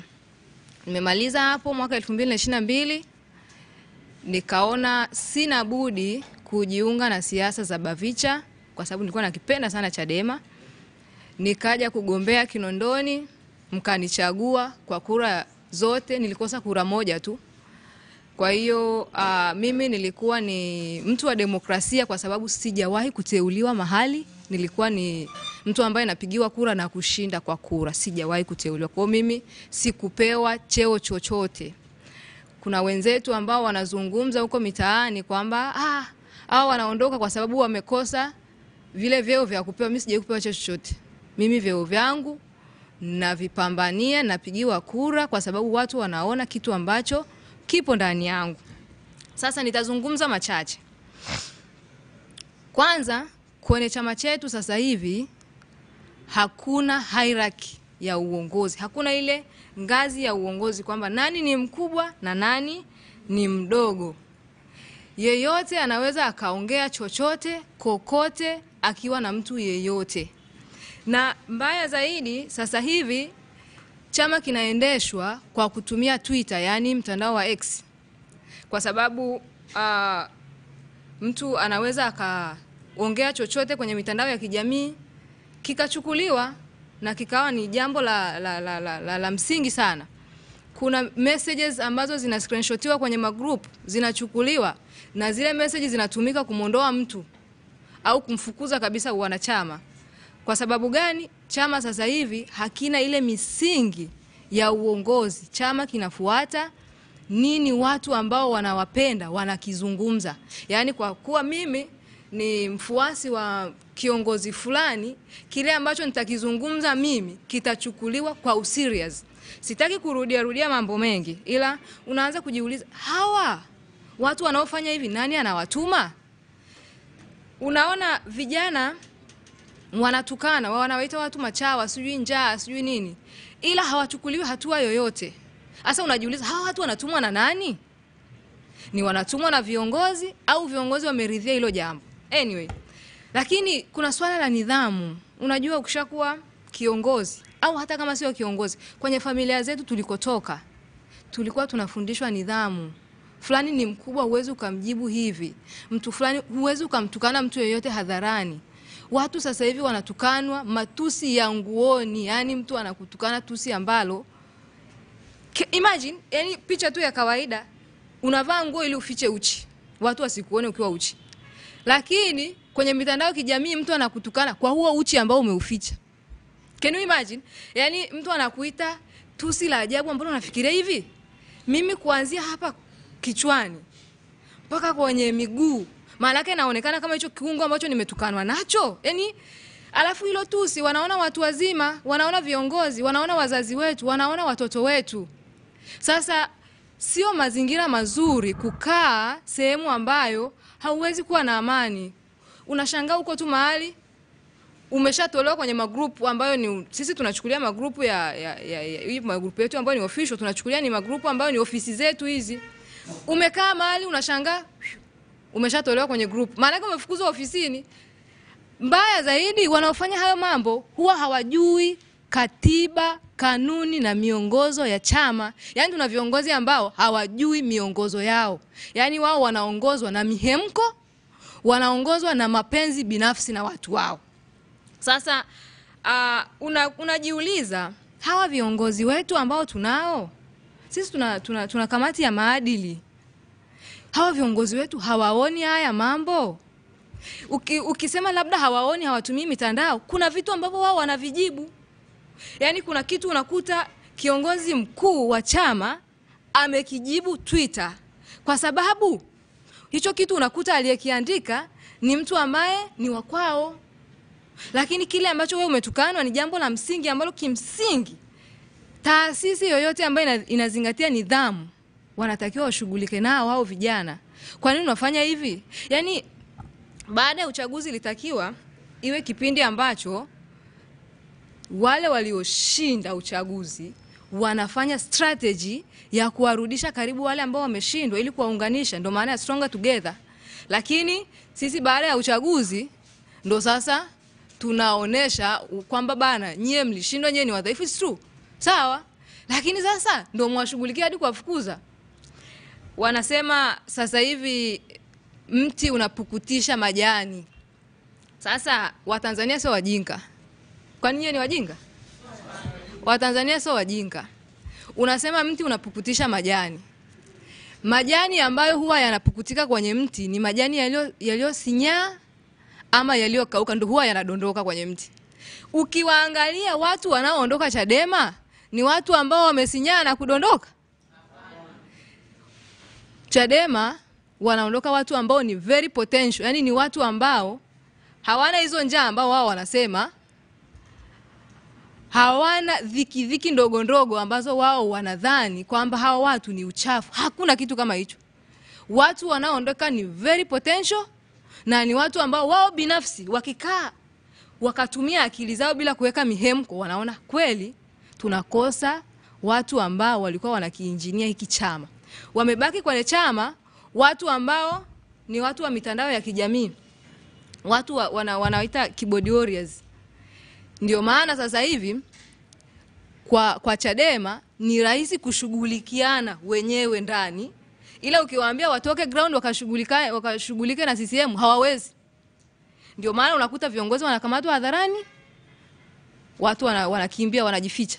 Lakini kushughulikiana ndani wanawezana sana. Sasa hauwezi ukakaa sehemu ambayo mtu hana nguvu ya kupambana na adui, ila ana nguvu ya kupambana na familia yake. Hiyo sio taasisi haiwezi kaendeshwa kwa namna hiyo.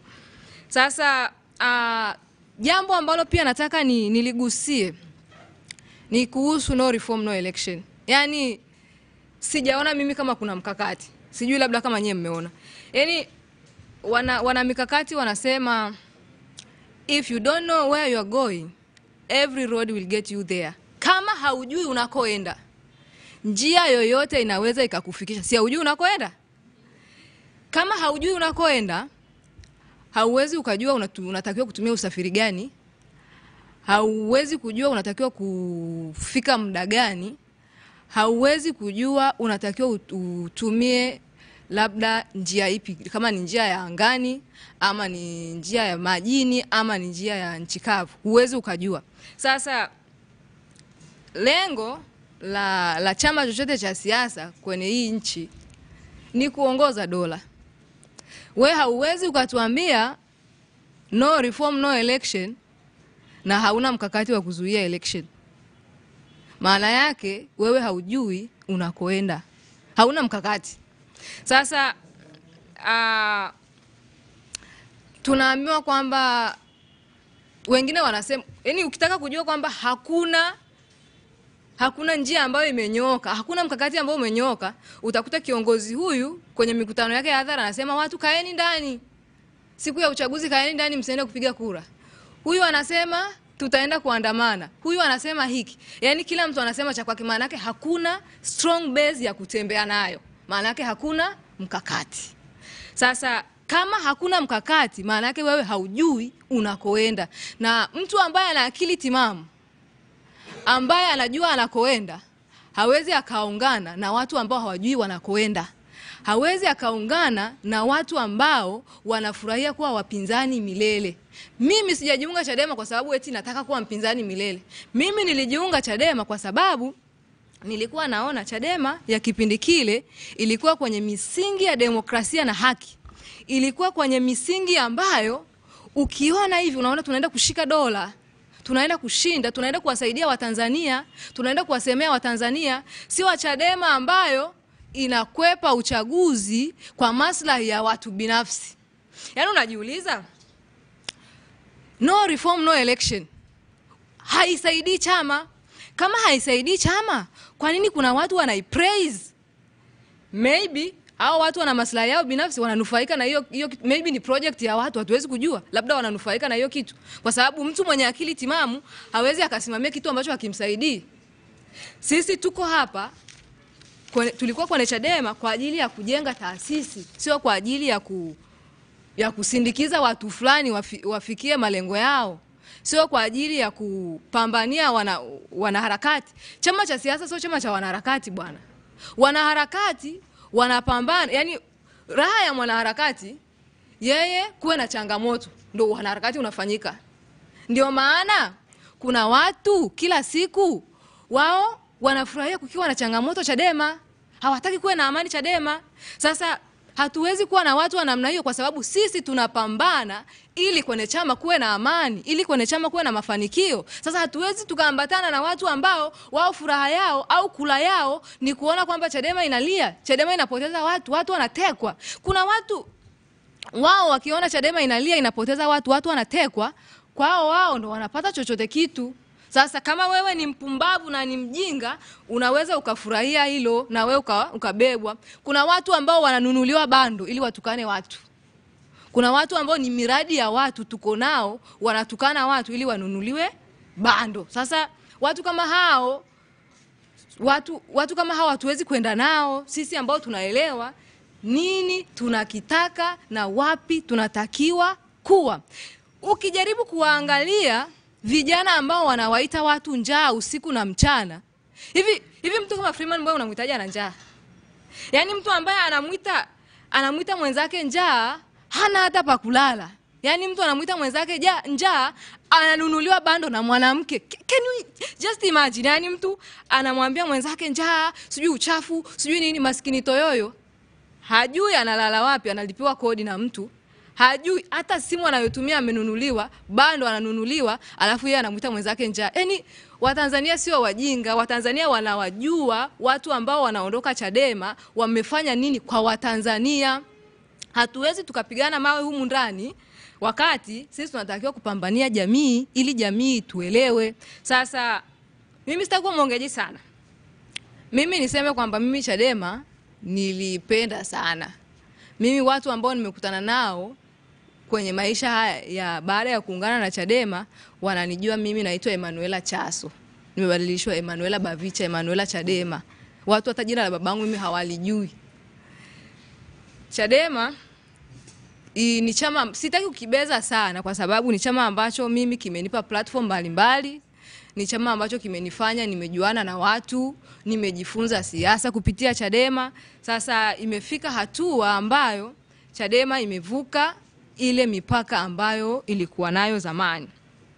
Na mimi napenda kusimamia msemo mmoja unasema kwamba kumwacha mtu unayempenda aende kwa anayempenda pia ni upendo. Najua Yaani yule mtu unampenda sana lakini sasa kuna mtu anampenda zaidi. Unamwacha mwenzako anaenda kwa yule ambaye anampenda zaidi. Nataka ni rifaa neno moja kwenye Biblia. Kwenye kitabu cha Wafalme. Kuna wanawake wawili walikuwa wanagombania mtoto. Sasa wale wanawake wakaenda kwa Mfalme Sulemani.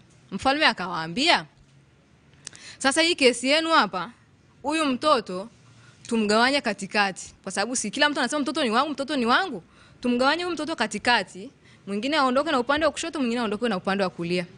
Mama mwenye mtoto yule ambaye alimzaa akamwambia mfalme, huyu mtoto usimuue, mwache abaki akiwa anaishi, usimuue, kwa sababu alikuwa anajua uchungu wa yule mtoto ni wa kwake. Lakini yule ambaye mtoto hakuwa wa kwake alikuwa anasema ni bora afe tumkose wote.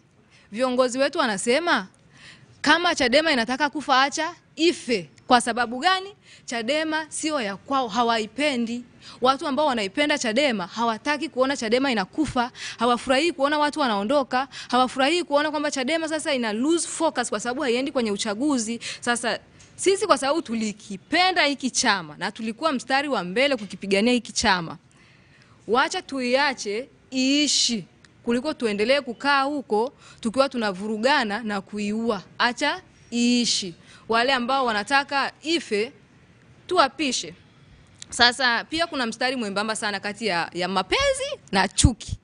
Ili tusifikie kwenye hatua ya chuki na kuichukia Chadema, wacha tusifike kwenye huo mstari mwembamba wa kuichukia. Tuiache iendelee na maisha yake na sisi pia tuendelee na maisha yetu. Mimi baada ya kusema hayo, leo tarehe 17 Mei 2025 saa 12:09 ninajivua uongozi, nyadhifa zangu zote ambazo nimewahi kuzishika ndani ya Chadema. Lakini pia najivua na wanachama wangu wa Chadema rasmi leo, na nitakuwa mchezaji huru katika uwanja huu wa mapambano ya kisiasa na kijamii kwa ujumla.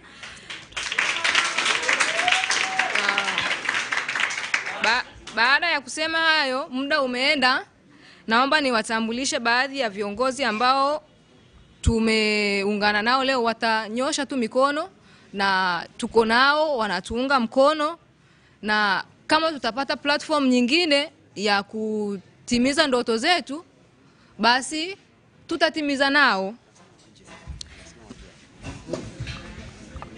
Watasalimia?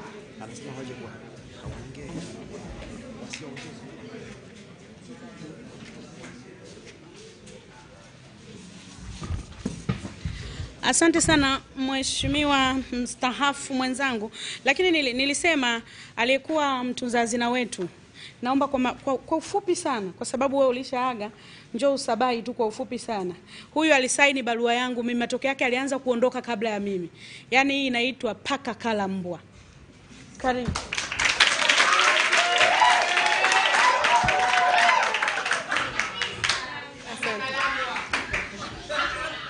Habari za wakati huu Watanzania wenzangu. Asalamu alaikum. Bwana Yesu asifiwe. Asante sana mwenyekiti mstaafu. Ndugu zangu, kama alivyosema hapo awali, majina yangu ni Epifania Alex Lutebuka. Mimi ni mwenyeji wa mkoa wa Kigoma, wilaya ya Uvinza, kata ya Nguruka, kijiji cha Nyangabo, kitongoji cha Nyangabo Kati.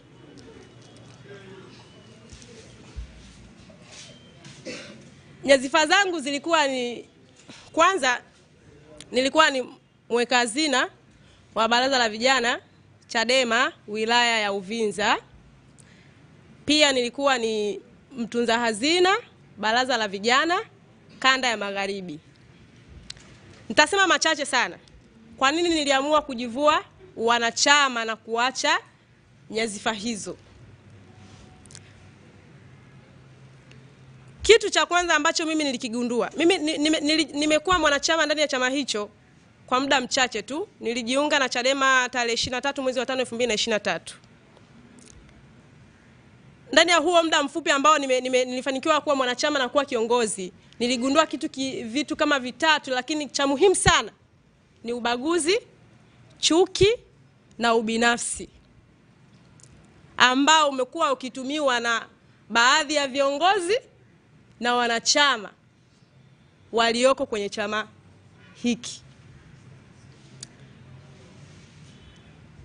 Wakati tunakwenda kwenye uchaguzi wa kanda baraza yetu sisi, kuna watu ambao walikuwa wananitafuta mimi niko timu gani. Yaani wanapeleleza Epifania yuko upande wa nani, anamuunga mkono nani. Lakini mimi ni mtu ambaye niko neutral. Dada Eliza ananifahamu. Yaani huwa sipendi kueleweka niko wapi, yaani ukija hunielewi. Walivyonifuatilia mimi wakaona hawapati niko wapi, wakatafuta ninaongea na nani rafiki zangu ni nani ili wagundue. Nakumbuka wakati tumerudi ile awamu ya 3 tumerudi kwenye uchaguzi wetu, kuna mtu alitokea simjui akaniuliza, wewe ni mke wa Rubibi? Rubibi yupo bwana mmoja hivi wanamshutumu sana kwa kumuunga mkono Mheshimiwa Mbowe. Nikasema mimi ni mke wa Rubibi. Kwa nini unasema hicho kitu? Eti kwa sababu sisi tumeambiwa wewe na yule huaga mna ukaribu sana, yani kila sehemu mnakuwa mko pamoja. Jamani, Rubibi anatokea wilaya ya Kasulu. Mimi natokea Uvinza. Tena Nguruka huko jirani na Tabora. Tunapata wapi muda wa kuwa pamoja tunatembea jioni usiku? Nikagundua tu ni kile ambacho walikuwa wanakitafuta wajue mimi niko wapi. Tayari nianze kutengenezewa chuki. Lakini na hapo walishindwa. Hatua ya mwisho ambayo nifikisha mbali zaidi ni hapa juzi ambapo mimi nilisaini barua za Elizabeth Kasela ya kumvua uongozi. Kikao kile nilishiriki na shutuma zake alizokuwa anatuhumiwa ni za kijinga. Yaani umesikia mtu anakuambia kwamba mtu fulani anafanya kitu hiki afu wewe ndio unakuja nacho kabisa. Eti nimeambiwa unafanya hivi na unakosea kabisa. Yaani tena mtu anasimamia msimamo wake. Kuna kipindi niliulizwa, "Muhazina wewe unasemaje?" Nikasema mimi kwa kweli sina uhakika na jambo hilo, lakini kama ushahidi upo uletwe. Na kama ushahidi upo kabisa ambao ni wa uhakika, basi kama kuna maamuzi ambayo yatakiwa achukuliwe. Ushahidi ukawa ni zile hizo status, profile, vitu ambavyo ni vya kitoto kabisa, vya kijinga. Mwisho wa siku kuna mjumbe mmoja alikuwa anadai mimi nina notification nazo ambazo nikisema nizilete hapa utadhalilika sana. Yaani mpaka wako wanajaribu kumlazimisha akubali yale madai ambao wamemletea. Wanamlazimisha akubali. Mwisho siku ni hata kama ni wewe. Mtu akwambia kubali tu umefanya mwisho wewe unafanyaje? Unafanyaje? Mtu anakuambia kubali tu. Mambo yakaenda ndivyo sivyo. Kikao kikailishika. Mwenyekiti mstaafu akawa anaambiwa, "Jirefti bwana, jirefti utoke." Jirefti utoke, yaani mtu unamlazimisha toka, hata mtu hutaki. Jirefti utoke, sisi tushakutoa. Ndugu zangu, ni jambo la mwisho ambalo nililiongea pale, nilimwambia mtu mmoja ambaye alikuwa anathibitisha ninao uthibitisho, nikamwambia naomba unitumie ili nibaki nazo kama kumbukumbu. Kuanzia tarehe 12 ile mpaka leo hakuna ushahidi wowote ambao umetumwa kwangu. Nikagundua tu hawa ni watu ambao wana chuki, ubinafsi na ubaguzi. Kwamba kwa sababu Elizabeth Kasela anamsupport Freeman Mbowe, hapaswi kuwa na sisi. Huyo ni Elizabeth, amejulikana. Mimi sijajulikana, lakini najua ipo siku wataninasa na siwezi kuishi kwa kujificha. Nitachoka. Nitachoka. Barua ya kumsainisha huyu. Muda ule wakati tunafanya kikao, pale nikatumiwa. Barua hizi hapo Muhazina, naomba ukazisaini. Kusema ukweli zile barua mimi kwangu zilikuwa ni vigumu na ndio maana zikatumwa saa 3 usiku. Nimetumiwa barua zile ilikuwa ni saa 3 wakati tunaendesha kikao saa 3 asubuhi. Ilikuwa ni vigumu mimi kuzisaini. Ndio maana nikazituma saa 3 ya usiku. Sikuwa na namna, ilinibidi ni sign zile barua na nikamtumia. Mtu wa kwanza kumtumia alikuwa ni mwenyekiti wa kanda. Nikamtumia akadai hazioni, ila nilijua ni woga. Alikuwa anaogopa kumtumia mhusika. Akaniambia share kwenye magroup. Nikashare na nadhani huko ndiko alikozikuta. Asanteni. Mimi nilishajivua kuanzia jana huko mkoani Kigoma. Mimi mpaka sasa sio mwanachama wa chama chochote, niko huru, natafuta pa kuanzia. Asante sana Mheshimiwa uheshimiwa uondoki. Jamani, nilivyokuwa ninawaambia kwamba chuki zipo, wengi wanafikiri ni uongo. Fikiria sasa kikao changu mimi kinakaliwa saa 2 wakati wa barua zipo mezani, yani wameshamaliza. Wanasubiri tu kikao kama uthibitisho. Ameyasema hapa. Yani tunaingia kwenye kikao tayari barua anazo, alishatumiwa tangu asubuhi. Alafu mimi barua nakuja kuipewa usiku. Kwa hiyo mtaona kabisa ni namna gani chuki zimetaradadi kwa sisi ambao tumemuunga mkono Mheshimiwa Mbowe. Nyuma yetu hapa kuna baadhi ya viongozi ambao na wao wameona waungane na sisi. Nitaomba Mheshimiwa yale majina.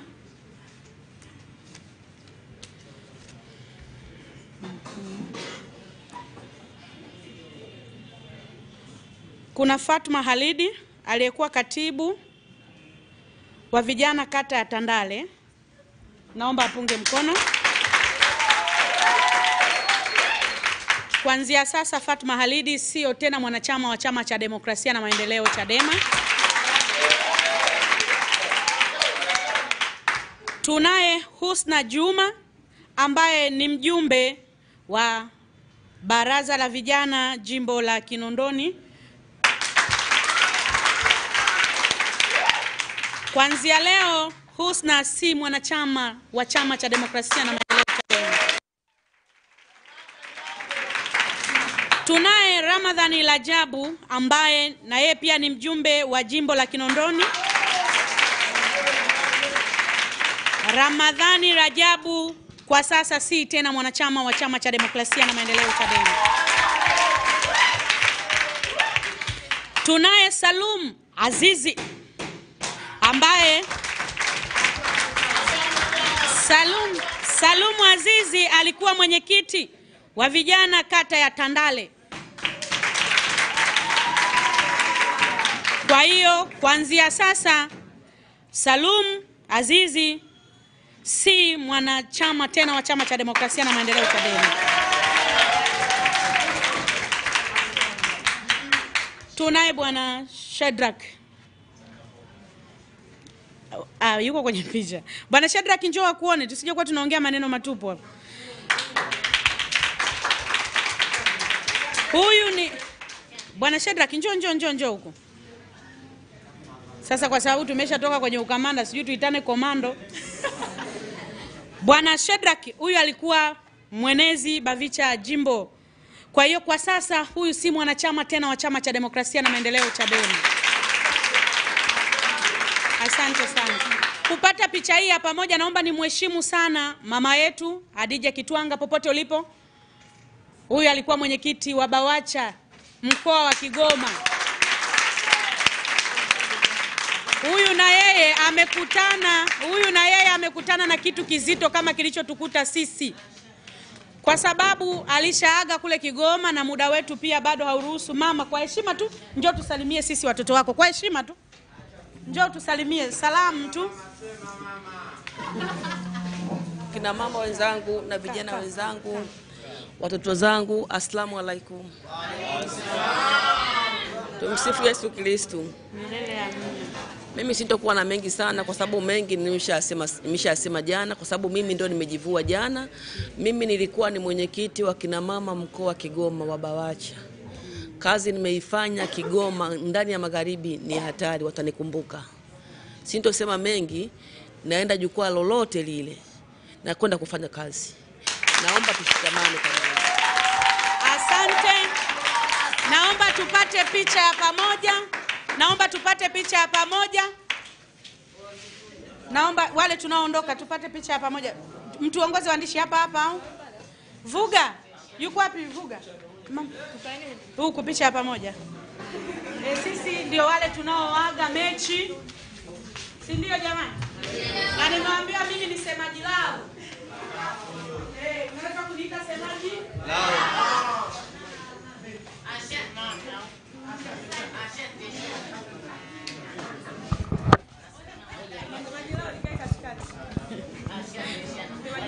Tunyanyue mikono juu. Si ndio tunaaga jamani? Nyuma na nyie simameni tuonyeshe umoja. Sawa. Jamani, naomba sasa tuseme Chadema bye. Bado hawajasikia. Mimi kama semaji, subiri sasa. Mimi kama semaji kwa niaba ya wajumbe wa kamati tendaji ya BAVICHA Taifa tunaoondoka leo, tunaungana na waliotusindikiza. Tunasema Chadema. Chadema. Tunaenda kutafuta sehemu tunayopendwa. Bora ugali dagaa. Bora ugali dagaa kwenye amani kuliko. Asante sana na Mungu awabariki.